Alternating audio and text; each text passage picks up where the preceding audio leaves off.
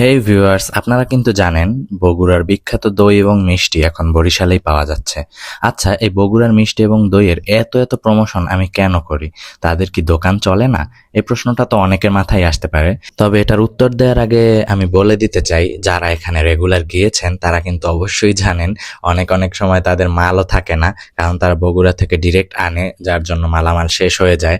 আর বরিশালের মানুষ বগুড়ার দই এবং মিষ্টি কিন্তু অনেক পছন্দ করে। পছন্দ করলেও তাদের মিষ্টি এবং দই নিয়ে একটা কমপ্লেন সবাই দিয়ে থাকে যে তাদের মিষ্টি দইয়ের প্রাইস অনেক বেশি। আমি একটা কথা বলতে চাই, কোনো ধরনের খাবার বা যে কোনো আইটেমই যদি আপনি একটু প্রাইস দিয়ে খান তাহলে সেটা স্বাস্থ্যের জন্য ভালো। আরও একটা সাপোর্ট করার রিজন আছে, সেটা হলো তারা কিন্তু বরিশালের কেউই না, একদম তাদের মুখের ভাষা শুনলেও বুঝবেন। আর এখানে সব থেকে বেস্ট আইটেম কিন্তু আমার কাছে প্যারা সন্দেশ আর বগুড়ার দইটা। এখানে যদি কেউ আসেন তাহলে প্যারা সন্দেশ আর বগুড়ার দইটা অবশ্যই ট্রাই করবেন। দইয়ের হাঁড়ির আরো একটা ভেরিয়েন্ট কিন্তু তারা নিয়ে এসেছে, যার প্রাইস 250 টাকা। আর এটা নিলে কিন্তু আপনাদের একটু লাভও হবে, অন্য হাঁড়ির থেকে এই হাঁড়িটা একটু বেশি থাকে।